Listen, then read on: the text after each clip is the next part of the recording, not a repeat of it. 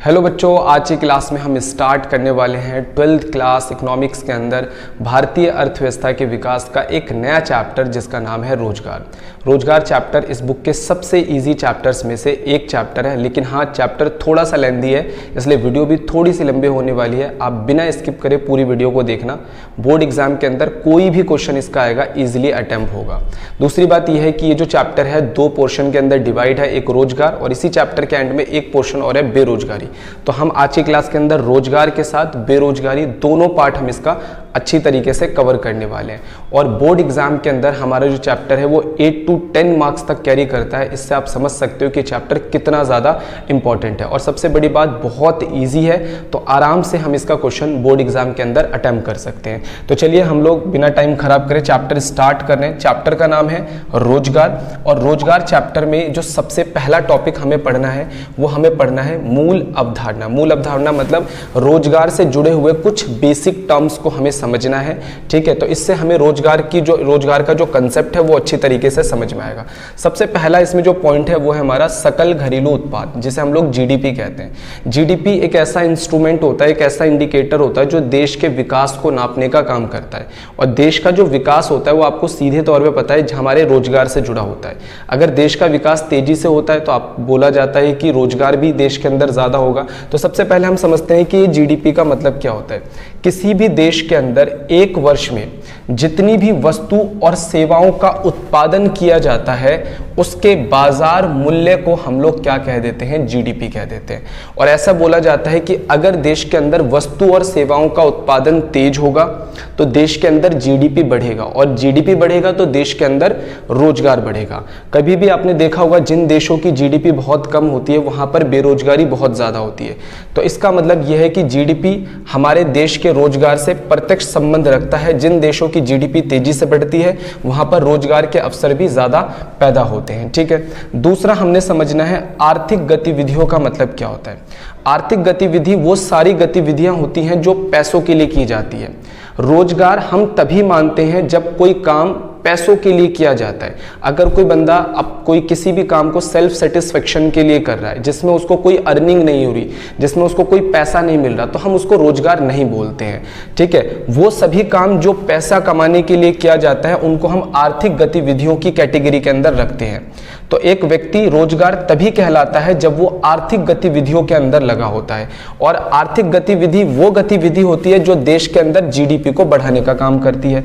आर्थिक गतिविधि वो है जो देश के अंदर सकल घरेलू उत्पाद में क्या करती है, योगदान देती है। जैसे इसका एग्जाम्पल इन्होंने लिखा है कि एक किसान अपने गेहूं को बिक्री करने के लिए उगाता है, एक डॉक्टर अपने मरीज का इलाज करता है, या एक दलाल वस्तुओं की या किसी भी चीज की खरीद बेच करता है। तो ये सब क्या है, एक आर्थिक गतिविधि है। आर्थिक गतिविधि देश के अंदर जो रोजगार होता है वो आर्थिक गतिविधि के लिए होता है। अगर आर्थिक गतिविधि है तभी वो रोजगार कहलाता है। क्लियर हुआ? ये दो टर्म्स आपको रोजगार से संबंधित थे या आपको समझ में आगे होंगे। अगले नंबर पे है कार्यकर्ता या श्रमिक क्या होता है। देखो, कार्यकर्ता या श्रमिक वो व्यक्ति होता है जो किसी भी कार्य को पैसा कमाने के लिए करता है।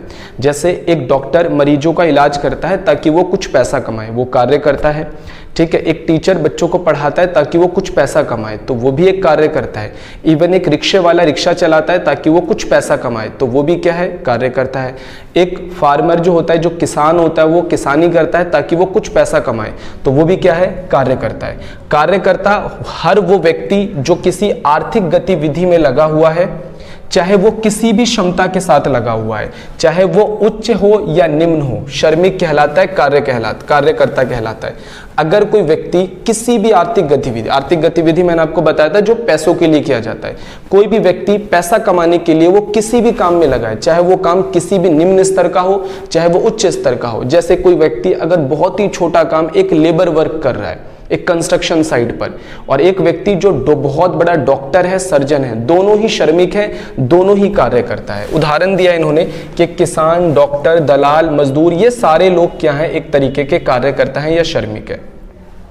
अगर कोई व्यक्ति बीमारी के कारण या चोट के कारण या शारीरिक अक्षमता के कारण या त्योहार के कारण या सामाजिक कार्यों के कारण कुछ टाइम के लिए अपना काम छोड़ देता है, कुछ टाइम के लिए, तो इसका मतलब ये नहीं कि वो श्रमिक नहीं है। फॉर एग्जाम्पल, मैं बच्चों को पढ़ाता हूँ, और मेरे घर पे कोई फंक्शन आ जाता है तो मैं 2 हफ्ते के लिए छुट्टी ले लेता हूँ। तो इसका मतलब अब ये नहीं कि मैं कार्यकर्ता नहीं रहा, मैं श्रमिक नहीं रहा, मैं अभी भी श्रमिक ही कहलाऊंगा। तो अगर कोई व्यक्ति अस्थायी रूप से अपने काम से कुछ दिनों के लिए दूर हो जाता है तो वो कार्यकर्ता या श्रमिक ही कहलाता है। ठीक है, श्रमिक जो होता है जो भी काम करता है उसके बदले उसको भुगतान मिलता है, यानी कि उसके बदले उसको पैसा मिलता है। इवन जो लोग अपना काम करते हैं उनको भी हम लोग क्या कह देते हैं, श्रमिक कहते हैं। यानी स्वरोजगार करने वाले व्यक्ति, जो लोग अपना काम करते हैं, जैसे अपनी रेडी चला रहा है, ठीक है, अपना रिक्शा चला रहा है, अपनी फैक्ट्री संभाल रहा है, अपना कारखाना संभाल रहा है, अपनी दुकान संभाल रहा है, अपनी कंपनी संभाल रहा है, तो उनको भी हम लोग श्रमिक कहते हैं, जो अपना काम करते हैं। क्लियर हो गई इतनी बात? तो कार्यकर्ता या श्रमिक वो व्यक्ति होता है जो पैसा कमाने के लिए या तो दूसरों के लिए कार्य करे या खुद के लिए कार्य करे। ठीक है, यानी पैसा कमाने के लिए आप कोई भी काम करोगे तो आपको श्रमिक कहा जाएगा। क्लियर हो गया? तो श्रमिक का मतलब आपको क्लियर हो गया होगा। अब हम आ जाते हैं, एक इंपॉर्टेंट टॉपिक है जो एग्जाम के अंदर कई बार पूछा जाता है कि श्रमिक कितने प्रकार के होते हैं। क्वेश्चन है कि श्रमिकों के प्रकार। देखो, श्रमिक होते हैं 2 प्रकार के। एक वो जो दूसरों के लिए कार्य करता है, उसे कहते हैं मजदूरी रोजगार या फिर भाड़े के मजदूर। क्लियर? एक होता है जो दूसरों के लिए कार्य करता है और दूसरा होता है जो खुद के लिए काम करता है, उसे हम लोग कहते हैं स्वनियोजित श्रमिक। देखो, अगर कोई भी व्यक्ति श्रमिक है यानी कि कार्य करता है तो वो 2 तरीके हो सकते हैं। या तो हम कहीं पे जॉब करेंगे यानी कि दूसरों के लिए काम करेंगे, या फिर हम अपने खुद का काम करेंगे। तो अगर खुद का काम करते हैं तो स्वनियोजित, और अगर दूसरों के लिए काम करते हैं तो हम उसे भाड़े के मजदूर या फिर मजदूरी रोजगार के नाम से जानते हैं। अब देखो, ये जो मजदूरी रोजगार होता है ना, इसमें हम दूसरों के लिए काम करते हैं, यानी कि दूसरों को सेवाएं देते हैं और बदले में हमें वेतन का भुगतान या फिर मजदूरी का भुगतान किया जाता है। ठीक है, अब ये जो मजदूरी रोजगार है इनको भी 2 पार्ट्स में डिवाइड किया गया। इनको 2 पार्ट्स में डिवाइड किया गया है। एक होता है नियमित, जैसे हम लोग क्या कह देते हैं, आकस्मिक कार्यकर्ता भी बोल देते हैं, सॉरी नियमित कह देते हैं, सिर्फ नियमित याद रखना। ठीक है, और एक होता है आकस्मिक, जिसे हम लोग अनियमित कह देते हैं। फिर से बता देता हूं, जो लोग मजदूरी रोजगार होते हैं यानी दूसरों के लिए काम करते हैं वो 2 तरीके के होते हैं, एक नियमित और दूसरा अनियमित। अच्छा, नियमित कार्यकर्ता कौन से होते हैं, नियमित मजदूर कौन होते हैं? नियमित मजदूर वो मजदूर होते हैं जिन्हें लंबे समय के लिए कहीं पर काम मिल गया। जैसे आपके फादर मान लो किसी फैक्ट्री में काम करते हैं और पिछले 5 साल से काम करते हुए आ रहे हैं, ठीक है, और अभी ऐसा कुछ नहीं है कि उनको हटाया जाएगा, यानी कि वो रेगुलर काम पे जाते हैं, उनको वहां पे से रेगुलर सैलरी मिलती है, उनको पीएफ मिलता है, ग्रेच्युटी मिलता है, वहां से पेंशन की भी सुविधा है या कुछ भी इस तरीके की सामाजिक सुविधाएं मिलती है। यानी कि अगर किसी इंसान को रेगुलर काम मिला हुआ है, रेगुलर स्थायी तौर पे नियमित तौर पे काम मिला हुआ है, तो उसको हम लोग कह देते हैं नियमित श्रमिक। ठीक है, और नियमित श्रमिक को रेगुलर यानी कि रेगुलर बेसिस पे काम पे रखा जाता है, इनको पेंशन, ग्रेच्युटी फंड और सामाजिक सुविधाओं का लाभ भी मिल जाता है। ठीक है, इसका उदाहरण दिया है, जैसे स्कूल में काम करने वाले शिक्षक, बस में काम करने वाले कंडक्टर, सरकारी अधिकारी आदि। लेकिन भारत में नियमित काम करने वाले मजदूर सिर्फ 18% है। जितने भी लोग भारत के अंदर दूसरों के लिए काम करते हैं उसमें सिर्फ 18% लोग ऐसे हैं जो नियमित मजदूरी पर काम करने वाले लोग हैं। इसी तरीके से अनियमित कौन से होते हैं? अनियमित वो लोग होते हैं जो दैनिक मजदूरी पर काम करते हैं। दैनिक मजदूरी मतलब अगर काम है तो काम मिलेगा, नहीं है तो नहीं मिलेगा। ठीक है, इनका नाम स्थायी सूची में नहीं होता, इसका मतलब इनको सामाजिक सुरक्षा नहीं मिलता। अगर आपके फादर कहीं पर काम करते हैं और वो पीस रेट पे काम करते हैं, जैसे मान लो एक दिन में दिहाड़ी है कि भाई जितना काम करेंगे उतना पैसा मिलेगा, तो वहां पर आपके फादर को ना तो पीएफ मिलता होगा, ना पेंशन मिलता होगा, ना ग्रेच्युटी मिलता होगा, ना उनके मतलब उनको कोई भी सामाजिक सुविधा नहीं मिलती होगी, तो उसे हम लोग क्या देते हैं? अनियमित मजदूर। तो फिर से बता देता हूं, मजदूरी रोजगार को 2 पार्ट्स में डिवाइड किया गया। एक नियमित, जो रेगुलर बेसिस पर काम करते हैं उन्हें सारी सामाजिक सुविधाएं मिलती है, ठीक है, जिसमें मैंने एग्जाम्पल भी बताया, और एक अनियमित जो दैनिक मजदूर होते हैं जिन्हें, ठीक है, दिहाड़ी बेसिस पर रखा जाता है, काम होता है तो काम मिलता है, नहीं होता तो नहीं मिलता। ये अस्थायी सूची में, स्थायी सूची में इनका नाम नहीं होता, यानी कि कंपनी की स्थायी सूची में इनका नाम नहीं होता, इनको रेगुलर सैलरी नहीं मिलती है, काम होता है तो ही मिलती है। ठीक है, इनको कोई सामाजिक सुरक्षा भी नहीं मिलता। प्राय ऐसे जो मजदूर होते हैं वो अकुशल मजदूर होते हैं, जैसे कि मान के चलो छोटा मोटा काम करने वाले जो अकुशल लोग होते हैं उनको इस तरीके का काम मिलता है। एग्जाम्पल दिया जैसे निर्माण स्थान पर काम करने वाला एक मजदूर, ठीक है। इसके विपरीत जो नियमित होते हैं, नियमित जो होते हैं वो ज्यादातर कुशल मजदूर होते हैं, जैसे डॉक्टर, इंजीनियर्स, टीचर्स, वर्कर्स। तो इस तरीके के जो लोग होते हैं वो कैसे होते हैं, कुशल होते हैं। ये वाले ये कुशल मजदूर होते हैं, नियमित वाले जो होते हैं, और अनियमित जो होते हैं वो कुशल मजदूर नहीं होते। क्लियर हो गया? इतनी बात आपको समझ में आ गई होगी। और स्वनियोजित कौन से होते हैं? स्वनियोजित वो लोग होते हैं जो अपने स्वयं के संसाधन लगाकर क्या करते हैं, पैसा कमाते हैं। जैसे अपनी भूमि लगा लिया, अपना श्रम लगा लिया, अपनी पूंजी लगा ली। जैसे कि अगर कोई व्यक्ति अपनी दुकान संभालता है, ठीक है, अगर कोई व्यक्ति अपनी फैक्ट्री संभालता है, कोई व्यक्ति अपना कारखाना संभालता है, कोई व्यक्ति अपनी कंपनी संभालता है, कोई व्यक्ति अपना सिर्फ रेडी लगाता है या फिर अपनी गाड़ी चलाता है, तो वो सारे व्यक्ति क्या है, यहाँ पर स्वनियोजित कहलाते हैं, क्योंकि वहां पर वो दूसरों के लिए काम नहीं कर रहे, खुद के लिए काम कर रहे। ठीक है। पुरुष और महिलाओं दोनों के लिए स्वरोजगार आजीविका का एक मुख्य स्रोत है। भारत में सबसे ज्यादा लोग स्वनियोजित कार्यों के अंदर लगे हुए हैं। भारत में जितने भी लोग हैं उसका 52% लोग अपने स्वयं के कार्य में लगे हैं। स्वयं में क्या होता है, या तो अपनी भूमि, अपना श्रम, अपनी पूंजी, अपने उद्यम का प्रयोग करके लोग क्या कमाते हैं, पैसा। जैसे यहाँ पर उन्होंने एग्जाम्पल दिया हुआ है कि एक दुकानदार, एक व्यापारी, एक विक्रेता, किसके एग्जाम्पल है, स्वनियोजित श्रमिक के। श्रमिक दो तरीके के होते हैं, मैंने आपको बता दिया। मजदूरी रोजगार जो दूसरों के लिए काम करते हैं, ये दो तरीके के होते हैं, नियमित और अनियमित। नियमित वालों को सामाजिक सुरक्षा मिलती है, अनियमित वालों को सामाजिक सुरक्षा नहीं मिलती है। क्लियर हो गया? और दूसरा होता है हमारा स्वरोजगार। स्वरोजगार में बंदा अपने संसाधन लगाकर पैसा कमाता है। तो श्रमिकों के प्रकार एग्जाम में बहुत बार आया हुआ है, अब ध्यान से समझ लेना, ठीक है। उसके बाद हमारा नेक्स्ट टॉपिक आ जाता है क्या, श्रम बल और कार्यबल के बीच में क्या डिफरेंस होता है। श्रम बल बड़ा होता है और कार्यबल छोटा होता है। सबसे पहले मैं आपको श्रम बल समझा देता हूं, फिर मैं आपको कार्यबल समझा दूंगा।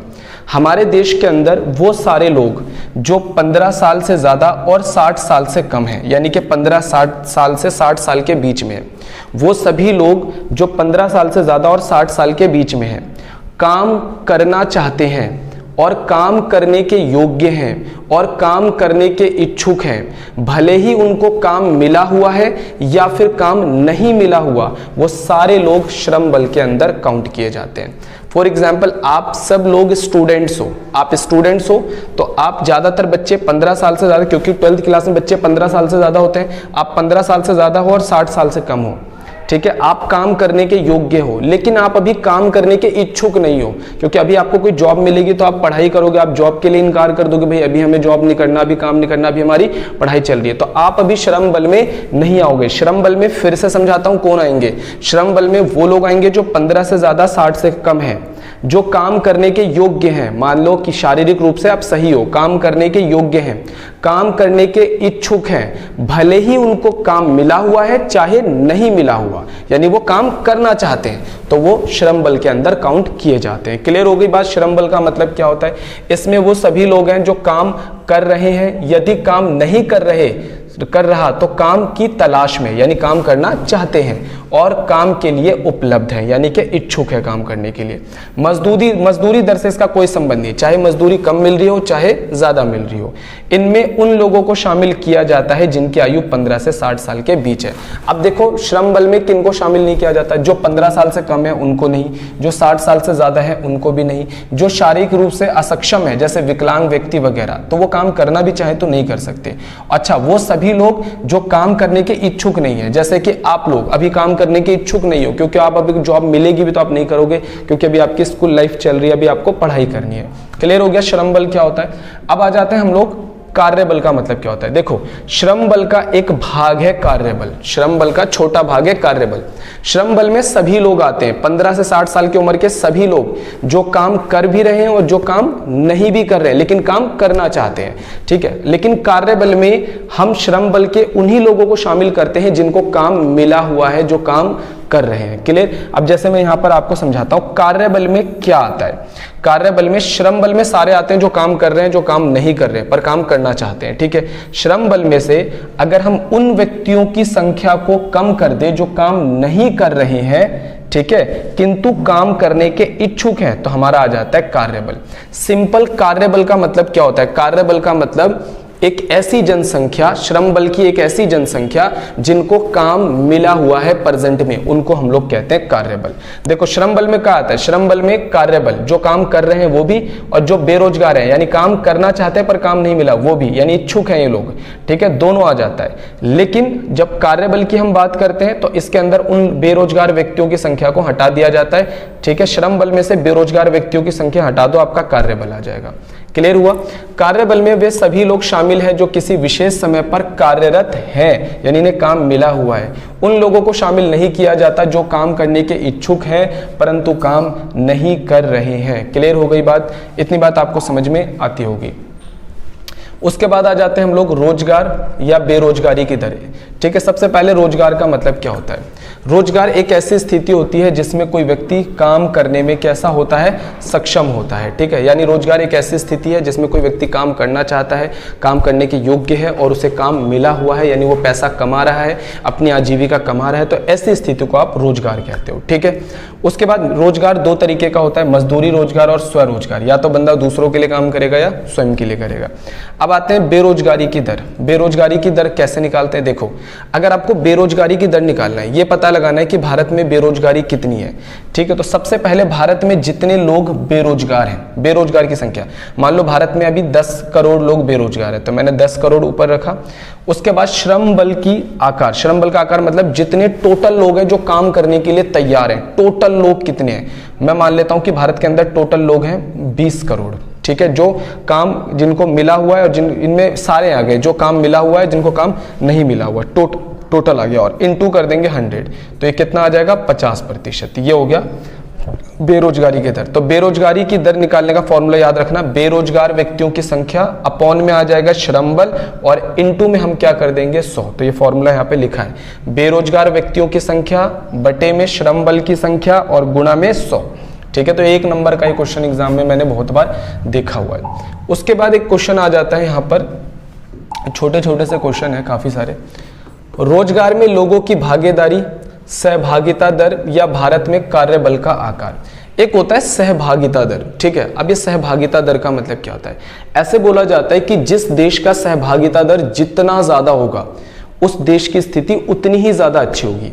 सहभागिता दर का ज्यादा होने का मतलब है कि देश में ज्यादा लोग काम पर लगे हुए हैं, और कम होने का मतलब है कम लोग काम पे लगे हैं। ये बिल्कुल उसी तरीके से कि मान लो आपकी फैमिली के अंदर सिर्फ आपके पापा काम करते हैं और आपकी फैमिली में टोटल 5 लोग हैं, यानी एक बंदा कमाएगा तो 5 बंदे खाएंगे। सोचो फिर क्या होगा, मान लो आपका बड़ा भाई है वो भी काम करने लगा, तो आप फैमिली में 2 लोग हो गए काम करने वाले, तो आप फैमिली की इनकम क्या आएगी, थोड़ी ज्यादा आएगी, बर्डन थोड़ा कम हो जाएगा, घर में थोड़ी ज्यादा चीजें आएंगी, सब खुश रहेंगे, ठीक है। अगर 3 हो गए तो और भी अच्छा हो गया, 4 हो गए तो और भी अच्छा हो गया, है ना। यानी कि सहभागिता बढ़ रही है घर के अंदर। तो सहभागिता दर कैसे निकालते हैं, जैसे आपकी फैमिली में एक ही बंदा काम कर रहा है, टोटल बंदे कितने हैं 5, इनटू में हम कर देंगे 100, तो हमारी सहभागिता दर कितनी आ जाएगी 20%, यानी फैमिली की सहभागिता दर 20% है। अगर यहीं पर 2 कर देंगे तो सहभागिता दर कितनी आ जाएगी 40%, यानी कि 20% कमाने वाले बाकी 100% खाने वाले, ठीक है। तो सहभागिता दर जितना ज्यादा होगा उतना ही अच्छा माना जाता है। यह अनुपात हमें जनसंख्या के अनुपात को जानने में मदद करता है जो किसी देश की वस्तु और सेवाओं के उत्पादन में सक्रिय रूप से योगदान दे रहे हैं, ठीक है। कह रहा है यह एक ऐसा संकेतक है जो रोजगार की स्थिति का विश्लेषण करने में भी हमारी मदद करता है। और यह कहा जाता है कि अगर यह अनुपात अधिक है तो इसका मतलब देश में ज्यादातर लोग व्यस्त हैं, यानी ज्यादातर लोग काम कर रहे हैं। अगर यह अनुपात माध्यम है तो इसका मतलब है कि बहुत बड़ी आबादी जो है देश के अंदर वो आर्थिक गतिविधियों में शामिल नहीं है। अगर जिस देश के अंदर सहभागिता दर, ज्यादातर जो विकसित देश आप देखोगे ना, विकसित देशों की सहभागिता दर बहुत अधिक होती है। रीजन ये होता है कि वहां पर ज्यादातर फैमिली के लोग काम करते हैं। जैसे हमारे देश में औरतों को दूर जाकर काम नहीं करने दिया जाता, बच्चे बहुत लेट काम स्टार्ट करते हैं, बेरोजगारी बहुत ज्यादा है। तो हमारे देश में सहभागिता कम होगी तो डिपेंडेंट लोग फैमिली में ज्यादा होंगे, जो कि अच्छी बात नहीं है। तो सहभागिता दर का मतलब समझ में आ गया होगा। सहभागिता दर जितनी ज्यादा है फैमिली की कंडीशन या देश की कंडीशन, एक देश पे लेते हैं तो देश की कंडीशन उतनी अच्छी होगी अगर सहभागिता दर ज्यादा है तो। उसके बाद आ जाते हैं हम लोग, हमारे सामने एक क्वेश्चन आ रहा है सहभागिता दर के ऊपर, एक टेबल आ रहा है, सॉरी, ठीक है। अब ये सहभागिता दर के ऊपर हमारे को एक टेबल दिया है, बस हमें इस टेबल से थोड़ा सा कुछ कंक्लूजन निकालना है। जैसे इसमें सबसे पहले लिंग दिया है, फिर ग्रामीण, फिर शहरी और फिर यहाँ पर कुल दिया हुआ है। सबसे पहले यहाँ पर पुरुष की बात की गई है, फिर स्त्री और फिर कुल की बात की गई। पुरुष, ग्रामीण क्षेत्रों के अंदर 100 में से 51 से 52 पुरुष काम करते हुए नजर आते हैं। ठीक है, शहरी क्षेत्रों में हर 100 में से 53 पुरुष काम करते हुए नजर आते हैं। और अगर पूरे भारत की बात करें तो 100 में से 52 से 53 पुरुष काम करते हुए नजर आते हैं। महिलाएं ग्रामीण क्षेत्रों में 100 में से 17 से 18 महिलाएं सिर्फ काम करती हुई नजर आती है और शहरी क्षेत्रों में 14 से 15 महिलाएं काम करती हुई नजर आती है। पूरे भारत में देखें तो हर 100 में से 16 से 17 महिलाएं काम करती हुई नजर आती है। अच्छा, पुरुषों के मुकाबले महिलाओं की संख्या बहुत ज्यादा कम है। रीजन, महिलाओं को दूर जाकर काम करने की आजादी नहीं होती घर से। ठीक है, इसके अलावा महिलाओं को घर के कामकाज के लिए ज़्यादा बाधित किया जाता है। इसके अलावा महिलाओं को अच्छी शिक्षा नहीं दी जाती, जिसकी वजह से आप देखोगे पुरुषों के मुकाबले महिलाओं के काम करने वाली महिलाओं की संख्या काफ़ी कम होती है। तो एक बात मैंने आपको बता दी कि देश में हर 100 में से सिर्फ 17 से 18 महिलाएं सिर्फ क्या कर रही हैं, काम कर रही हैं देश के अंदर। ठीक है, अच्छा, इसके अलावा अगर आप देखोगे तो ग्रामीण क्षेत्रों में महिलाएं ज़्यादा काम करती हैं शहरी क्षेत्रों के मुकाबले। रीज़न क्या है? शहरी क्षेत्रों में महिलाओं को थोड़ा सा शिक्षा की तरफ धकेला जाता है, जबकि ग्रामीण क्षेत्रों में छोटी उम्र से ही महिलाओं को शिक्षा से थोड़ा दूर रखा जाता है और गरीबी के कारण वो क्या करती हैं, ज्यादातर जैसे पशुपालन, खेती, इनमें काम करने के लिए वो विवश होती है। तो महिलाओं को ज्यादातर प्राथमिक क्षेत्रों में काम करने के लिए विवश किया जाता है। ठीक है, इसके अलावा महिलाओं को, महिला कामगार जो है उसे देश के अंदर बहुत कम करके आका जा रहा है और महिलाओं के काम करने की जो देख रहे हो जनसंख्या भी बहुत ज्यादा कम है। तो यही चीज यहां पर एक बार बताया गया है। उच्च निर्भरता अनुपात, कह रहा है भारत में निर्भरता अनुपात बहुत ज्यादा है, बहुत ज्यादा। ग्रामीण क्षेत्रों के अंदर हर 100 में से सिर्फ 35 लोग काम कर रहे हैं। शहरी क्षेत्रों में 100 में से सिर्फ 33 से 34 लोग काम कर रहे हैं। पूरे भारत में सिर्फ 100 में से कितने लोग काम कर रहे हैं? सिर्फ 34 से 35। यानी भारत की निर्भरता बहुत ज्यादा है, यानी सहभागिता दर बहुत ही कम है। इसका मतलब ये कहना चाह रहा है। उत्पादकता का निम्न स्तर है देश के अंदर, क्षेत्रों में महिलाओं की भागीदारी की उच्च दर। कह रहा है कि ग्रामीण क्षेत्रों में जो है महिलाओं की भागीदारी ज्यादा है शहरी क्षेत्रों के मुकाबले। रीजन क्या? ये लिखा है कि शिक्षा से उन्हें दूर रखा जाता है। ठीक है, प्राथमिक क्षेत्रों में कम उम्र में काम करने के लिए उनको विवश किया जाता है, क्योंकि जो ग्रामीण क्षेत्र होते हैं वहां पर गरीबी बहुत ज्यादा होती है। ठीक है, तो ये बातें यहाँ पर लिखा हुआ। एग्जाम के अंदर अगर क्वेश्चन आ जाता है, देखो कैसे पूछा जाएगा कि ग्रामीण क्षेत्रों के अंदर महिलाओं की सहभागिता दर, ठीक है, शहरी क्षेत्रों की महिलाओं की सहभागिता दर से अधिक है, क्यों? तो आपने पॉइंट्स लिखने ए, ये बी और ये सी। क्लियर है? महिलाओं की सहभागिता दर ग्रामीण क्षेत्रों में ज्यादा है शहरी क्षेत्रों के मुकाबले, क्यों? ठीक है, या इसका उल्टा भी पूछ सकता है, शहरी क्षेत्रों में महिलाओं की सहभागिता दर कम है, तो इसको अपोजिट कर देना है, क्योंकि शहरी क्षेत्रों में महिलाओं को थोड़ा सा शिक्षा की तरफ विवश किया जाता है। ठीक है, उन्हें प्राथमिक कार्यों के लिए विवश नहीं किया जाता है। तो ये सारे रीजन होते हैं। क्लियर? उसके बाद आ जाते हैं देश में महिला कामगारों को कम करके आंकना। ऐसा क्यों है कि देश के अंदर हर 100 में से 35 पुरुष काम करते हुए नजर आते हैं, लेकिन हर 100 में से सिर्फ 16 से 17 महिलाएं काम करती नजर आती है। सीधा आधा डाटा, यानी कि महिलाएं देश में बहुत कम काम करते हुए नजर आती है। इसके पीछे रीजन क्या है? इसके पीछे रीजन बताया गया है कि महिलाओं को ज्यादातर घरेलू सेवाओं के लिए रखा जाता है, यानी कि घरेलू सेवाओं के लिए विवश किया जाता है। और आपको पता है घर में जो महिलाएं काम करती है उनका बाजार मूल्य का पता लगाना बहुत मुश्किल है। हमारे फादर बाहर से काम करके आते हैं, उन्हें सैलरी मिलती है, लेकिन हमारी मम्मी घर में काम करती है। ठीक है, वो इतना सारा काम करती है लेकिन किसी को दिखता नहीं है।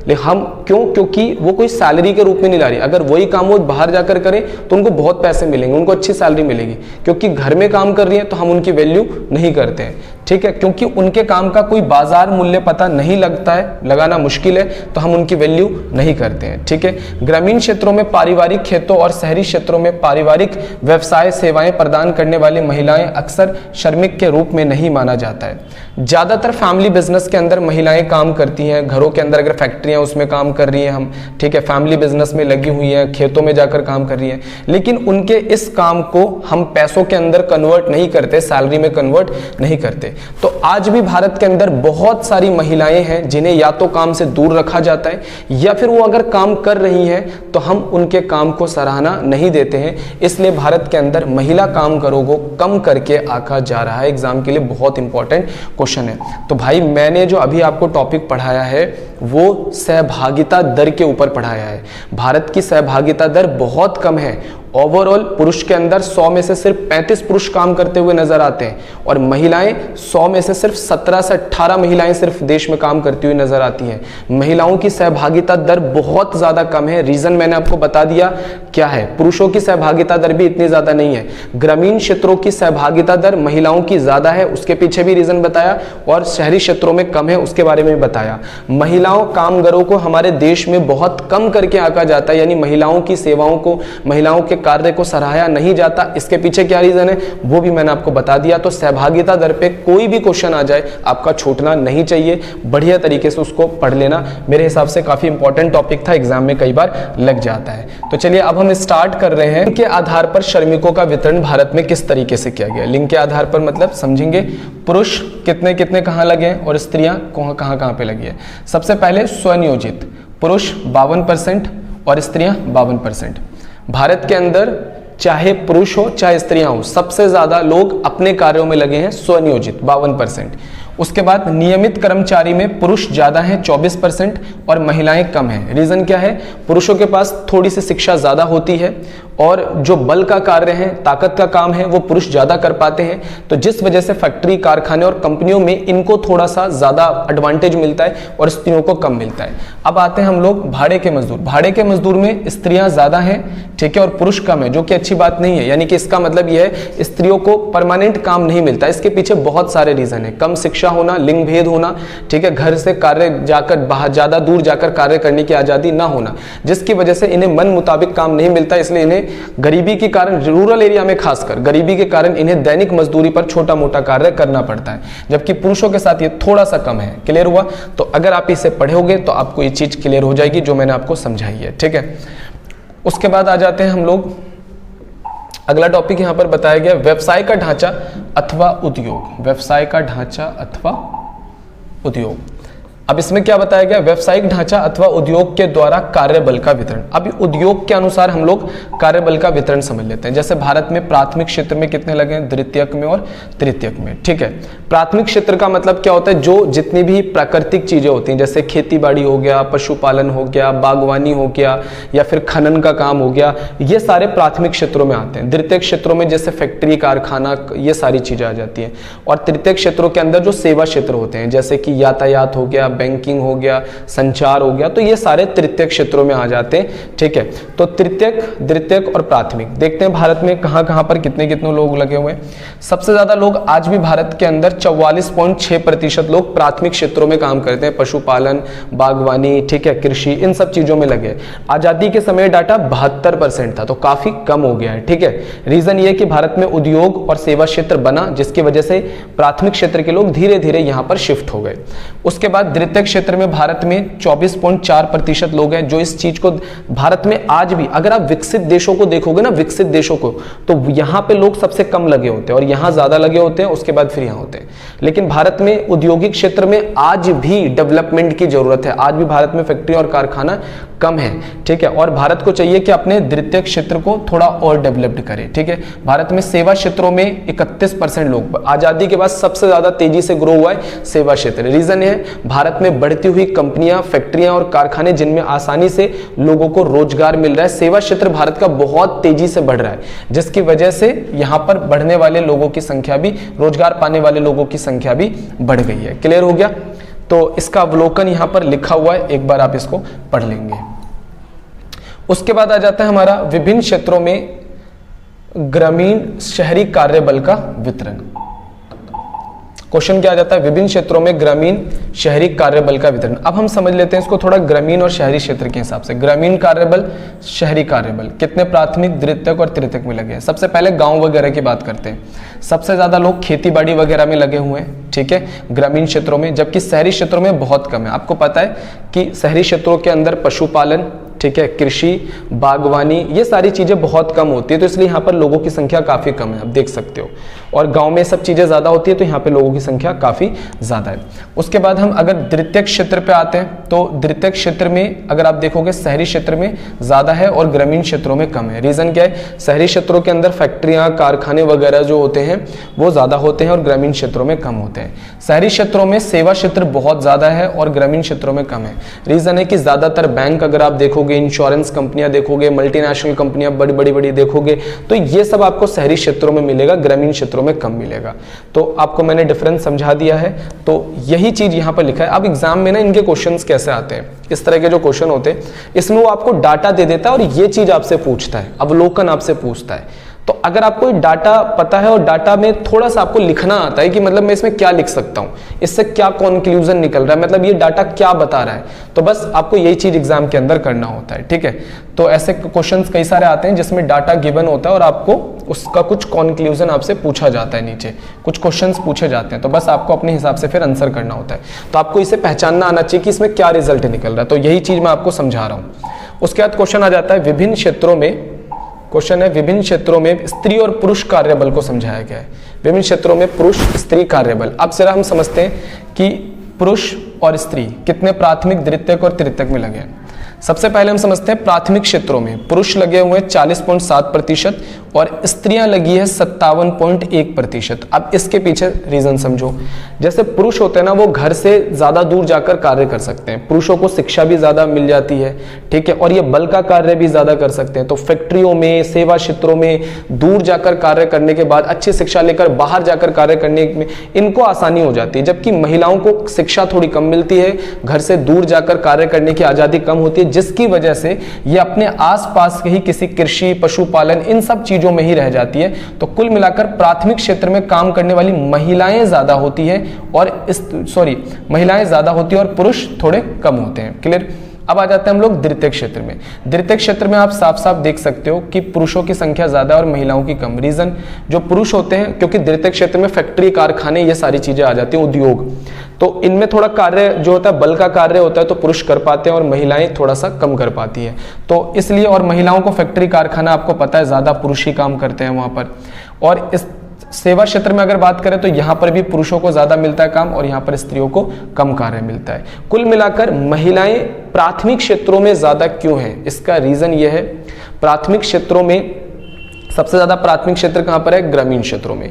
और ग्रामीण क्षेत्रों के अंदर महिलाओं को ज्यादातर कृषि, पशुपालन, इनमें उलझाया जाता है, उन्हें ज्यादा अच्छी शिक्षा नहीं दी जाती है। इसके अलावा घर से दूर जाकर कार्य करने की आजादी भी उनके पास नहीं होती। तो ये कुछ रीजन है जिसकी वजह से स्त्री प्राथमिक क्षेत्रों में ज्यादा है और क्या नाम है, पुरुष कम है। क्लियर है? तो ये चीज अगर आप पढ़ोगे तो आपको ये चीज समझ में यहाँ पर आ जाएगी। तो एक बार इसको पढ़ना है, फिर डाटा देखना है, आपको सब कुछ समझ में आएगा। उसके बाद हम आ जाता है व्यवसायिक ढांचे में परिवर्तन। तो एक व्यवसायिक ढांचे में परिवर्तन मैं समझाता हूं। 1950 से 91 में भारत में कितने लोगों को प्राथमिक, द्वितीयक और तृतीयक क्षेत्रों में मिलता था रोजगार? अब और मैं समझाऊंगा आपको 2017-18 का डाटा, हम ये वाला डाटा नहीं समझेंगे, ठीक है। हम 2017-18 का डाटा समझेंगे और 1950 और 51 यानी आजादी के समय प्राथमिक क्षेत्र में भारत में 72.72% लोगों को रोजगार मिलता था, जो कि 2017 में 44.6% हो गया। रीजन क्या है? भारत में आजादी के समय उद्योग नहीं था, सेवा क्षेत्र नहीं था, तो इसलिए रोजगार के लिए सभी लोगों को ना प्राथमिक क्षेत्रों की तरफ ही रहना पड़ता था, मजबूरी थी मतलब कुल मिला के लोगों की। लेकिन आजादी के बाद तेजी से भारत के उद्योग विकसित हुए, भारत में सेवा क्षेत्र बढ़ा, तो अब धीरे धीरे लोग यहाँ से डाइवर्ट होकर फिर इधर जाना शुरू हो गए। तो अगर देखोगे द्वितीयक क्षेत्र सिर्फ इतना था, द्वितीयक क्षेत्र बढ़ गया भारत का, और तृतीयक क्षेत्र इतना था, तृतीयक क्षेत्र भी बढ़ गया। रिजल्ट क्या है? आजादी के समय भारत का प्राथमिक क्षेत्र ज्यादा था, अब कम हो चुका है, द्वितीयक क्षेत्र कम था, अब ज्यादा हो चुका है, और तृतीयक क्षेत्र कम था और अब ज्यादा हो चुका है। लेकिन आज भी भारत के अंदर प्राथमिक क्षेत्रों में बहुत ज्यादा लोग लगे हैं। विकसित देशों में अगर आप देखोगे ना तो प्राथमिक क्षेत्र में लोग कम लगे होते हैं, ज्यादातर लोग द्वितीयक या तृतीयक क्षेत्रों के अंदर लगे होते हैं। तो आज भी भारत को यहां से अपनी जनसंख्या को इधर डाइवर्ट करने की जरूरत है। क्लियर? इतनी बात आपको समझ में आ गई होगी। अब हम आ जाते हैं, एक छोटा सा टॉपिक यहां पर है जो काफी इंपॉर्टेंट टॉपिक है, जो एग्जाम में कई बार पूछा भी गया है।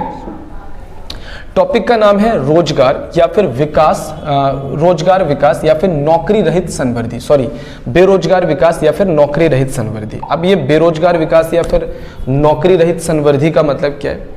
देखो, जो हमारे पुराने बड़े बड़े अर्थशास्त्री थे तो उन्होंने आज़ादी के समय कहा था कि अगर किसी भी देश के अंदर रोजगार पैदा करना है तो हमें उस देश की जीडीपी को बढ़ाना पड़ेगा। अब जीडीपी बढ़ता है तो क्या होता है? वस्तु और सेवाओं का उत्पादन बढ़ता है। वस्तु और सेवाओं का उत्पादन बढ़ेगा तो क्या होगा? फैक्ट्रियां और कारखाने और कंपनियां देश के अंदर बढ़नी शुरू हो जाएंगी।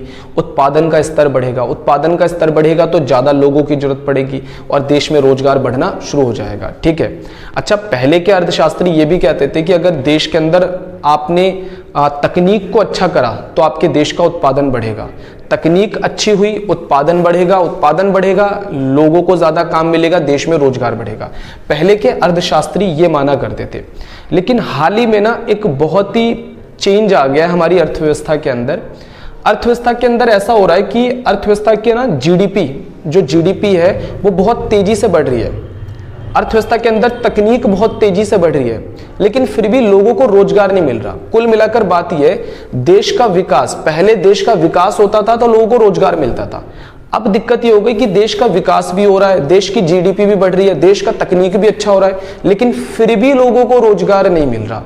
अगर किसी देश में ऐसी सिचुएशन पैदा हो जाए जहां पर देश का जीडीपी भी बढ़े, जहां पर देश का तकनीक भी अच्छा हो, लेकिन फिर भी वहां पर लोगों को रोजगार ना मिले, तो ऐसी सिचुएशन को हम लोग बेरोजगार विकास या नौकरी रहित संवर्धी के नाम से जानते हैं। अब ये क्या सिचुएशन है, मैं आपको एक छोटे से एग्जाम्पल से समझाने की कोशिश करता हूँ। पहले ना जब मैं छोटा था तो मैं बैंक वगैरह में जाया करता था। जैसे हम लोग 7th 8th क्लास में थे तो हमारा बैंक में अकाउंट खुला था, तो हम लोग बैंक वगैरह में जब जाते थे ना तो मैं वहाँ पर एक चीज़ गौर करता था कि वहाँ पे अमाउंट डिपॉजिट करने, मतलब पर्सनल बता रहा हूँ जो मैंने देखा हुआ है। जब मैं बैंक में जाता था वहाँ 5-6 लोग ऐसे थे जो डिपॉजिट काउंटर था वहाँ पे, मतलब 6 बंदे उस बैंक के अंदर, काफ़ी रश रहता था, पीएनबी का बैंक है, काफ़ी रश रहता, तो उसमें 6 बंदे ऐसे थे, यानी कि 6 क्लर्क ऐसे थे जो अमाउंट डिपॉजिट करने के लिए बैठे रहते थे। और अब मैं बता रहा हूँ, अब मैं बैंक में जाता हूँ तो मैं देखता हूँ वो 6 बंदों की जगह पर सिर्फ एक बंदा बैठा है जो पैसे डिपॉजिट कर रहा है, और उसके बगल में 2 मशीनें रख दी है उन्होंने पैसा डिपॉजिट करने के लिए। जो बंदा एक बैठा हुआ है ना वो भी खाली रहता है, उसके पास भी कोई नहीं जाता। लोग आते हैं मशीनों में, अपना कार्ड वार्ड अपना एंट्री करी और अपना पैसा मशीन से डिपॉजिट करवा दिया। इसका मतलब यह है कि तकनीक अच्छी हुई तो हमने 6 लोगों की जगह पर 2 मशीनें लगा दी। तो कहाँ 6 लोग काम कर रहे थे, अब 6 लोगों की जगह पर मशीन लगा दिया, 6 लोगों की जॉब खत्म। तो इसी को हम लोग कहते हैं, देखो काम पहले भी हो रहा था, काम और अच्छे से हो रहा है, तकनीक और अच्छी हो गई, लेकिन लोगों का रोजगार चला गया। तो ऐसे में आपको 100 से ज्यादा एग्जाम्पल दे सकता हूं जिसमें तकनीक की वजह से भारत के अंदर बहुत तेजी से बेरोजगारी छा रही है। क्योंकि भारत एक श्रम प्रधान देश है, यानी पॉपुलेशन बहुत ज्यादा है, तो हमारे भारत के लिए तकनीक एक सीमा तक अच्छी है, लेकिन भारत में बहुराष्ट्रीय कंपनियां बहुत तेजी से बढ़ रही हैं और मल्टीनेशनल कंपनियां तेजी से बढ़ रही है। भारत में निजीकरण तेजी से बढ़ रहा है, जिसकी वजह से वो कंपनियां अच्छी टेक्निक लेने के चक्कर में और लोगों की संख्या धीरे धीरे क्या करती जा रही है, कम करती जा रही है, जिससे टेक्निक से लोगों का काम तो हो रहा है, कंपनियों का काम तो हो रहा है, लेकिन लोगों का रोजगार धीरे धीरे जा रहा है। एक और एग्जांपल देता हूं, जैसे हम पहले किसी कंपनी वगैरह में जाते थे तो हम देखते थे गार्ड वगैरह बहुत सारे खड़े रहते थे, 4 गार्ड 5 गार्ड हर ऑफिसर के बाहर ऐसे खड़े हुआ रहते थे। आजकल क्या है कि उन्होंने ना एक थंब मशीन लगा दी है। अब कोई भी बंदा एंट्री करेगा तो थंब लगाएगा, आएगा तो थंब लगाएगा, ऑटोमेटिक उसकी एंट्री हो जाएगी, गार्ड की जरूरत ही नहीं है। पहले क्या था, गार्ड लिखता था आप कितने बजे आए कितने बजे गए। तो कुल मिलाकर काम पहले भी हो रहा था, काम अब भी हो रहा है, बल्कि काम अब और अच्छे से हो रहा है टेक्निक के माध्यम से, लेकिन लोगों का रोजगार तो चला गया। यानी कि विकास हो रहा है लेकिन लोगों को रोजगार नहीं मिल रहा, तो इसी को हम लोग कह देते हैं रोजगार रहित संवर्धी। यह उस स्थिति को संवर्धित करता है जिसमें सकल घरेलू उत्पाद रोजगार के अवसरों की तुलना में तेजी से बढ़ता है। यानी सकल घरेलू उत्पाद तेजी से बढ़ रहा है लेकिन रोजगार इतनी तेजी से नहीं बन रहा। इसका मेन कारण है नवीनतम प्रौद्योगिकी, यानी अच्छी तकनीक की वजह से यह सब हो रहा है। रोजगार के अवसरों में कोई प्रत्यक्ष वृद्धि नहीं होती हुई दिखाई दे रही। आजकल उत्पादन बढ़ रहा है लेकिन रोजगार के अवसरों में कोई वृद्धि नहीं हो रही। जिसकी वजह से भारत में चिरकाल बेरोजगारी उत्पन्न हो रहा है। चिरकाल बेरोजगार का मतलब होता है लंबे समय की बेरोजगारी का संकट भारत पे समाया जा रहा है। आजकल आप देखो तो हर दूसरे दिन भारत के अंदर आपको बेरोजगारी से जुड़े हुए आंदोलन देखने को लिए मिलेंगे। हम प्रौद्योगिकी पर अधिक तथा रोजगार पर कम निर्भर क्यों हैं? ऐसा क्यों हो रहा है भारत के अंदर कि भारत एक श्रम प्रधान देश होते हुए भी बहुत तेजी से टेक्निक ला रहा है और ऐसी ऐसी टेक्निक ला रहा है जो लोगों के रोजगार को खा जा रही है। ऐसा क्यों हो रहा है? ऐसा हो रहा है भारत के अंदर बढ़ती हुई बहुराष्ट्रीय कंपनियों की वजह से। भारत में मल्टीनेशनल कंपनियां इतनी तेजी से बढ़ रही हैं जिसकी वजह से इनके बीच में कंपटीशन हो रहा है और कम पैसों में सामान बनाने की होड़ में इनके बीच में क्या हो रहा है, कंपटीशन हो रहा है और हाई टेक्निक ये लोग अडॉप्ट कर रहे हैं जिससे लोगों की रोजगार, लोगों का जो जॉब है वो जा रहा है। क्लियर हो गया? तो ये है हमारा नौकरी रहित संवर्धी, पूरा याद कर लेना, एग्जाम के अंदर ये लग सकता है और बहुत ही इंपॉर्टेंट है एग्जाम के पॉइंट ऑफ व्यू से। क्लियर होता है? उसके बाद आ जाते हैं हम लोग नेक्स्ट टॉपिक पे। एक टॉपिक है हमारा औपचारिक या संगठित क्षेत्र, ठीक है, और इसी में हम अंतर पढ़ने वाले हैं, मतलब अनौपचारिक या असंगठित। तो अब मैं आपको डिफरेंस बताने वाला हूं कि औपचारिक क्षेत्र क्या होते हैं रोजगार के अंदर। देखो, रोजगार के अंदर दो क्षेत्र होते हैं, औपचारिक, अनौपचारिक, जिसे हम लोग संगठित और असंगठित भी कह देते हैं। अब ये औपचारिक और अनौपचारिक क्षेत्र का मतलब क्या होता है? देखो, सबसे पहले तो आपको याद रखना है कि जितने भी सार्वजनिक क्षेत्र होते हैं, मतलब कि जो सरकार की चीजें हैं, यानी सरकार की फैक्ट्री, सरकार के कारखाने, सरकार की कंपनियां, यानी जितने भी सार्वजनिक क्षेत्र हैं, यानी जो सरकार की चीजें हैं, वहां पर जितने भी लोग काम करते हैं उन सबको हम लोग संगठित क्षेत्र के अंदर रखते हैं, औपचारिक क्षेत्र में रखते हैं। मतलब सार्वजनिक क्षेत्रों की तो बात ही नहीं मैं कर रहा, क्योंकि सरकारी जो लोग होते हैं उनको सारी सुविधाएं मिलती है, उनको पेंशन मिलता है, उनको ग्रेच्युटी मिलता है, उनको पीएफ मिलता है, उनको हर सामाजिक सुविधा मिलती है, तो उनकी बात छोड़ दो। मैं आ जाता हूं प्राइवेट सेक्टर पे, जो निजी काम करते हैं, यानी जो लोग प्राइवेट जॉब करते हैं, मैं उनके लिए काम कर रहा हूं। सरकार ने रूल बनाया हुआ है कि अगर किसी फैक्ट्री के अंदर, किसी कारखाने के अंदर, किसी शोरूम के अंदर, किसी शॉप के अंदर अगर 10 से ज्यादा लोग काम करते हैं, 10 से ज्यादा लोग, 10 या 10 से ज्यादा लोग काम करते हैं, तो ऐसी फैक्ट्री को, कारखानों को, कंपनियों को अपने सभी कर्मचारियों को पीएफ देना पड़ेगा, पेंशन देना पड़ेगा, ग्रेच्युटी देना पड़ेगा, ओवर टाइम का पैसा एक्स्ट्रा देना पड़ेगा और सरकार के नियम अनुसार उनको सैलरी देना पड़ेगा। बात समझ में आ गई? क्योंकि सरकार ये मानती कि अगर कहीं पर 10 या 10 से ज्यादा लोग काम कर रहे हैं तो उस फैक्ट्री का, कारखाने का, कंपनी का स्तर अच्छा है, यानी उनकी इनकम अच्छी है, तभी तो इतने लोग काम कर रहे हैं। तो ऐसी स्थिति में वहां पर सरकार के सभी श्रम कानून लागू होते हैं ऐसी फैक्ट्री, कारखाने और कंपनियों के ऊपर, और सरकार बोलती है कि भाई तुम पे 10 या 10 से ज्यादा लोग काम कर रहे हैं तो तुम्हें इनको पेंशन भी देना पड़ेगा, ग्रेच्युटी भी देना पड़ेगा, पीएफ भी देना पड़ेगा, प्रॉपर सैलरी भी देना पड़ेगा, ज्यादा काम करवा रहे हो तो तुम्हें ओवर टाइम भी देना पड़ेगा और तुम्हें हमारे सारे नियम और कानून का पालन भी करना पड़ेगा। तो इसी को हम कहते हैं संगठित या औपचारिक क्षेत्र। लेकिन जहां पर 10 से कम लोग काम करते हैं, 1 लोग, 2 लोग, 3 लोग, 4 लोग काम करते हैं, तो सरकार मान के चलती कि यार इन फैक्ट्री, कारखाने और कंपनियों की शायद इतना बजट नहीं है, इनके पास इतना पैसा नहीं है, तो इसीलिए इन फैक्ट्री, कारखानों में काम करने वाले जो लोग होते हैं, यानी इनके जो एम्प्लॉय होते हैं, इनके जो एम्प्लॉयर होते हैं, इनके जो मालिक होते हैं, सरकार इनको छूट देती है कि ठीक है, हम तुम्हारे ऊपर ज्यादा बर्डन लागू नहीं ला देंगे क्योंकि हमें पता है तुम्हारा काम छोटे स्तर पे, आप अपने मजदूर को सैलरी अपने हिसाब से दो, इनका पीएफ देना है नहीं देना वो तुम डिसाइड करो, ग्रेच्युटी पेंशन देना है नहीं देना तुम डिसाइड करो, इन्हें ओवर टाइम का पैसा कैसे देना है वो भी तुम ही डिसाइड करो। यानी कि अगर 10 से ज्यादा लोग किसी फैक्ट्री, कारखाने, कंपनी में काम करते हैं तो वहां पर सरकार के सभी नियम और कानून चलते हैं, उसे हम लोग कहते हैं औपचारिक क्षेत्र। और 10 से कम लोग काम करते हैं तो वहां पर सरकार के नियम कानून लागू नहीं होते तो उन्हें हम लोग कहते हैं अनौपचारिक क्षेत्र। तो एज अ पर्सन आप कहां पर जॉब करना पसंद करोगे? औपचारिक क्षेत्र के अंदर। पता है भारत का दुर्भाग्य है कि भारत में औपचारिक क्षेत्रों में काम करने वाले लोग सिर्फ और सिर्फ 6% है, जबकि विकसित देशों के अंदर इनकी संख्या बहुत ज्यादा अधिक होती है। एक अच्छे देश की पहचान तब है जब भारत, उस देश में ज्यादातर लोगों को रोजगार औपचारिक क्षेत्रों के अंदर मिले। तो मैंने आपको ये बता दिया औपचारिक और अनौपचारिक क्षेत्र क्या होते हैं। अगर आपके फादर भी किसी ऐसी जगह पर काम करते हैं जहां पर 10 से ज्यादा लोग हैं और उनका जो मालिक है वो पीएफ, ग्रेच्युटी, पेंशन नहीं काटता है या उनको प्रॉपर सैलरी नहीं देता है तो आप उनके खिलाफ लेबर एक्ट के तहत केस भी फाइल कर सकते हो। क्लियर हो गया? तो औपचारिक या संगठित क्षेत्र का मतलब क्या है? सभी सार्वजनिक क्षेत्र, ठीक है, सभी सार्वजनिक क्षेत्र के प्रतिष्ठान और निजी, सार्वजनिक क्षेत्र तो हटा दो, वो तो औपचारिक ही होता है। निजी क्षेत्र के वो प्रतिष्ठान यानी कि फैक्ट्री, कारखाने जहां पर 10 या उससे अधिक श्रमिक काम करते हैं उन पर श्रम कानून एप्लीकेबल होता है, यानी सरकार के सभी नियम और कानून एप्लीकेबल होते हैं। उन्हें सामाजिक सुरक्षा का लाभ देना पड़ता है। वो ट्रेड यूनियन, अपना ट्रेड यूनियन बना सकते हैं। अगर एम्प्लॉयर कुछ गलत कर रहा है तो उसके खिलाफ वो उसकी आलोचना भी कर सकते हैं, ठीक है। और उन्हें हम लोग औपचारिक क्षेत्र कहा जाता है, ठीक है। भारत के अंदर अभी 3 करोड़ एम्प्लॉय ऐसे हैं, 30 मिलियन का मतलब क्या होता है, 3 करोड़ एम्प्लॉय भारत के अंदर अभी ऐसे हैं जो भारत के औपचारिक क्षेत्रों के अंदर काम कर रहे हैं, जो कि टोटल लोग जो काम कर रहे हैं भारत के अंदर उसका वो सिर्फ 6% है।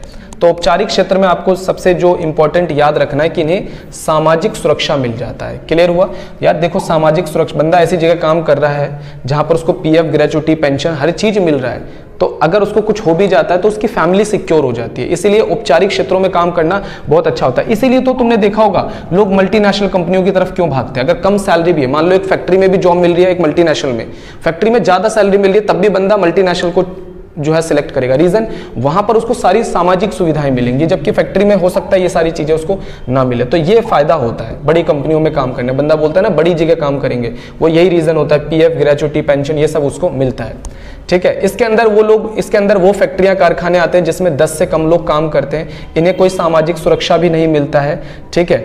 और ये नियमित आय नहीं होती, इनको नियमित आय भी नहीं मिलती है, ठीक है।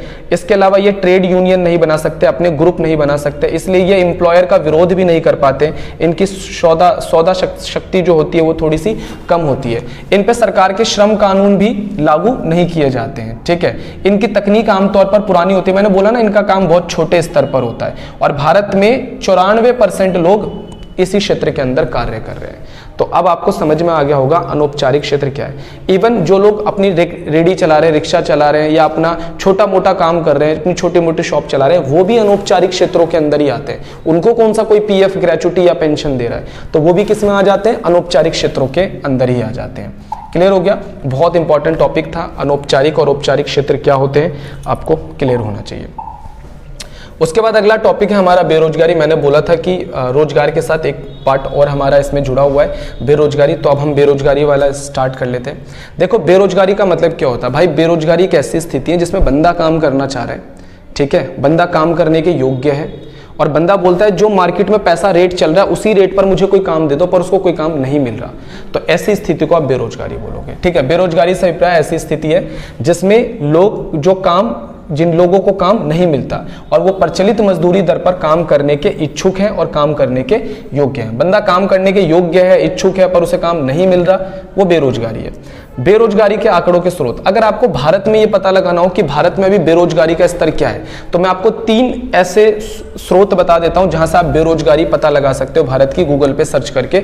भारत की जनगणना रिपोर्ट, राष्ट्रीय प्रतिदर्श NSSO जिसे हम लोग कहते हैं, सर्वेक्षण कार्यालय रोजगार और बेरोजगारी की अवस्था संबंधी रिपोर्ट, रोजगार और प्रशिक्षण महानिदेशालय के रोजगार कार्यक्रम के पंजीकृत आंकड़े। ये 3 ऐसी चीजें हैं जहां सर आप बेरोजगारी पता लगा सकते हो भारत की, ठीक है। उसके बाद हमारा टॉपिक आ जाता है भारत में बेरोजगारी के प्रकार। यूं तो भारत के अंदर बहुत टाइप की बेरोजगारी पाई जाती है।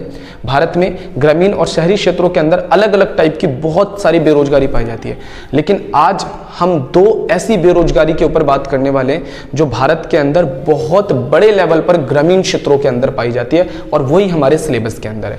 पहला हम लोग समझेंगे अदृश्य बेरोजगारी, जिसे हम लोग प्रश्न बेरोजगारी के नाम से जानते हैं, और दूसरा हम लोग समझने वाले हैं मौसमी बेरोजगारी। ये 2 बेरोजगारी हमारे सिलेबस में है और इन्हीं को हम लोग समझने वाले हैं। सबसे पहले अदृश्य बेरोजगारी क्या होती है? अदृश्य बेरोजगारी एक ऐसी बेरोजगारी होती है जिसमें बंदा देखने में लगता है कि काम कर रहा है, पर वास्तव में बेरोजगार होती है। एक खेत में काम करने के लिए 10 लोगों की आवश्यकता है, लेकिन उस फैमिली में 15 लोग हैं, 15 के 15 लोग उसके अंदर लगे हुए हैं।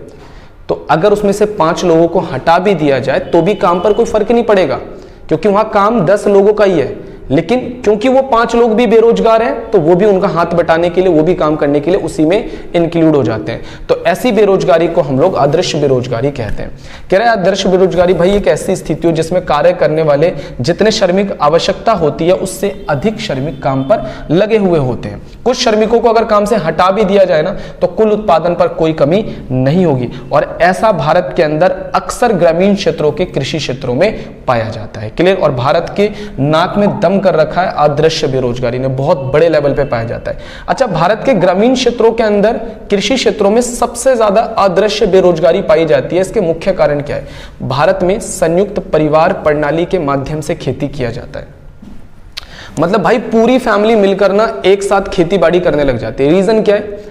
उनके पास दूसरा कोई काम नहीं होता ना, जैसे कोई उनके पास फैक्ट्री ऑप्शन नहीं है, कारखाना ऑप्शन नहीं है, या कहीं सेवा क्षेत्र में जाकर काम करने का ऑप्शन नहीं। ग्रामीण क्षेत्रों में अभाव है इन सब चीजों का, तो बंदा करे क्या? तो बंदा हार के एक तरीके से फैमिली के साथ चलो भाई ठीक है कृषि में ही लगा रहता है, क्योंकि सारी फैमिली मिलकर काम करती है। तो ये संयुक्त परिवार प्रणाली, सारी फैमिली मिलकर जो खेती करती है उसमें बेरोजगारी का पता नहीं चलता है। तो बहुत सारे लोग बेरोजगार है लेकिन उसका पता लगाना बड़ा मुश्किल हो जाता है, अदृश्य बेरोजगारी है।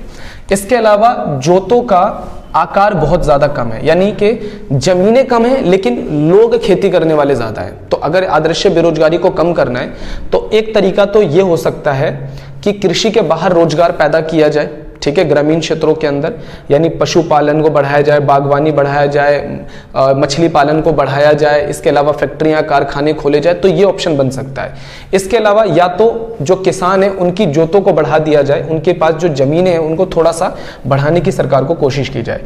यानी कृषि के बाहर काम के अवसरों का जो अभाव है जिस वजह से अदृश्य बेरोजगारी पैदा हो रही है। 3 बड़े कारण हैं जो अदृश्य बेरोजगारी को भारत के अंदर पैदा कर रहे हैं ग्रामीण क्षेत्रों में। अदृश्य बेरोजगारी कृषि के अलावा भारत में एक जगह और पाई जाती है, सार्वजनिक उद्योगों में। अब ये सार्वजनिक उद्योग क्या होते हैं?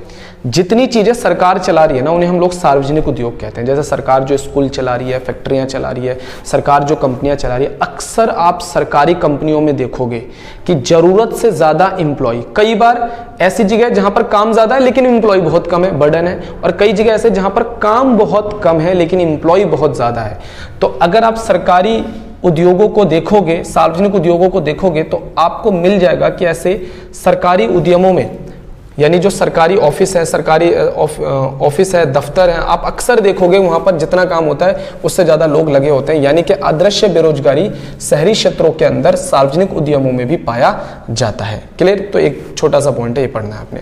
कृषि में अदृश्य बेरोजगारी से निपटने के क्या तरीके हैं? कृषि के बाहर रोजगार पैदा करो, फैक्ट्रियां, कारखाने, या फिर जो कृषि कर रहे हैं उनको दूसरे ऑप्शन दो। मछली पालन का सरकार बहुत सारी योजनाएं बना रही है, मछली पालन वगैरह करो, बागवानी करो, बढ़ावा दे रही है ताकि किसान पूरे मौसम थोड़ा वो रहे, एक तरीके से व्यस्त रहे, उनको काम मिला रहे। और शहरी क्षेत्रों में उद्योगों का विकास करो ताकि वो शहरी क्षेत्रों में जब रोजगार के लिए आए तो उन्हें आसानी से रोजगार मिल जाए। अब दूसरा आता है हमारा मौसमी बेरोजगारी। अब ये मौसमी बेरोजगारी का मतलब क्या होता है? ये भी ज्यादातर ग्रामीण क्षेत्रों के कृषि क्षेत्रों में पाया जाता है। रीजन क्या है? कृषि में आप देखोगे अगर ढंग से तो अगर कोई बंदा एक फसल बोता है, ठीक है, मान लो 6 महीने की फसल है तो 3 महीने काम होता है, 3 महीने नहीं होता। पहले बुआई वगैरह करना है, सिंचाई वगैरह करना है तो 1 महीना काम होता है। उसके बाद जब लास्ट में काटना वाटना है तो 1-2 महीने का काम तब होता है। मतलब 1.5 महीने का काम शुरू में, 1.5 महीने का एंड में, और बाकी के बीच के जो 3 महीने वो खाली बैठा रहता है। तो इसे हम लोग कहते हैं मौसमी बेरोजगारी। मौसमी बेरोजगारी का मतलब क्या होता है कि एक मौसम के अनुसार आपको व्यवसाय मिल रहा है, मौसम के अनुसार आपको व्यवसाय, आप बेरोजगार हो जाते हो, तो ये मौसमी बेरोजगारी है। ज्यादातर ये ग्रामीण क्षेत्रों में, कृषि क्षेत्रों के अंदर पाए जाने वाली बेरोजगारी है। ठीक है, कृषि एक मौसमी व्यवसाय है, इसलिए भारत में मौसमी बेरोजगारी सबसे ज्यादा पाई जाती है। ठीक है, अच्छा, ये जो मौसमी बेरोजगारी है अलग अलग राज्य में अलग अलग मौसम में पाया जाता है, क्योंकि हर राज्य में खेती करने का समय अलग अलग है मौसम के अनुसार। तो अगर आप मौसमी बेरोजगारी भारत में समय पूछोगे तो भारत में अलग अलग राज्य में मौसमी बेरोजगारी का समय अलग अलग होता है। अक्सर ये देखा गया कि भारत में 5 से 7 महीने हर किसान बेरोजगार रहता है। ठीक है, कृषि के अतिरिक्त और भी कई मौसमी कार्य हैं, जैसे कि गन्ना पिराई का जो काम होता है, ईंट के भट्टों में काम करने वाले जो लोग हैं, और बहुत सारे काम हैं भारत के अंदर जो सिर्फ मौसम के अनुसार चलते हैं और एक मौसम के बाद खत्म हो जाते हैं। ठीक है, तो ये मौसमी बेरोजगारी भारत के अंदर एक सरदर्द बना हुआ है सरकार के लिए। बहुत सारे काम है जो मौसम के अनुसार किए जाते हैं और उन्हें तभी रोजगार मिलता है मौसम के अनुसार। क्लियर? भारत में बढ़ती हुई बेरोजगारी के कारण क्या क्या है? भारत का धीमा आर्थिक विकास, यही भारत में गरीबी के भी कारण है, यही भारत में निर्धनता के भी कारण है। ठीक है, अगला, लगातार बढ़ती हुई भारत की जनसंख्या, जनसंख्या बढ़ेगी तो भारत के अंदर संसाधन कम पड़ेंगे, संसाधन कम पड़ेंगे तो लोगों को संसाधन कम मिलेंगे और बेरोजगारी छाएगी। कृषि एक मौसमी व्यवसाय, क्योंकि भारत के ज्यादा तो लोग कृषि में लगे, अगर इसमें सुधार किया जाए तो काफी हद तक बात बन सकती है। सिंचाई सुविधाओं की कमी, भारत में आज भी ऐसी बहुत सारी जमीनें जो खाली पड़ी है सिंचाई की वजह से। अगर भारत सरकार सिंचाई की प्रॉपर सुविधाएं उपलब्ध कराए तो कई हद तक वहां पर भी फसलें बोई जा सकती है और हमारा एग्रीकल्चर प्रोडक्ट बढ़ सकता है और वहां पे लोगों को क्या मिल सकता है, रोजगार मिल सकता है। भारत में कटूर और लघु उद्योगों का तेजी से पतन हो रहा है। छोटी छोटी फैक्ट्रियां, कारखाने, क्योंकि उन्हें बड़े उद्योग एक्वायर करते जा रहे हैं। जो चीजें पहले छोटे छोटे उद्योगों में बनते थे, प्लास्टिक की बोतलें हो गई, फर्नीचर हो गई, ये सारी चीजें अब बड़े बड़े उद्योग ले रहे हैं। तो बड़े बड़े उद्योग भी वो बनाएंगे तो छोटे उद्योग कहाँ उनसे कंपटीशन कर पाएंगे। और धीरे धीरे ये अब बड़े उद्योग, आपको पता है, टेक्निक का इस्तेमाल करते हैं। छोटे छोटे उद्योगों में तो क्या था कि भाई छोटी फैक्ट्री है तो उसमें लोग काम ज्यादा करते थे, मशीनों का काम कम होता था। बड़े उद्योगों में मशीनों का काम बढ़ गया और जो छोटे उद्योग प्रोडक्ट बनाते थे वो बड़े उद्योगों ने ले लिया। तो लघु और कुटीर उद्योग भारत से खत्म हो रहे हैं, जो बेरोजगारी का एक बहुत बड़ा कारण है। कम बचत तथा निवेश, भारत के लोगों का कम बचत होना, जो इंटरनेशनल मार्केट के अंदर या भारत के बाजारों में कम निवेश हो पाता है, जिससे फैक्ट्रियां, कारखाने, कंपनियां या सरकार नए प्रोजेक्ट कम स्टार्ट कर पाती है।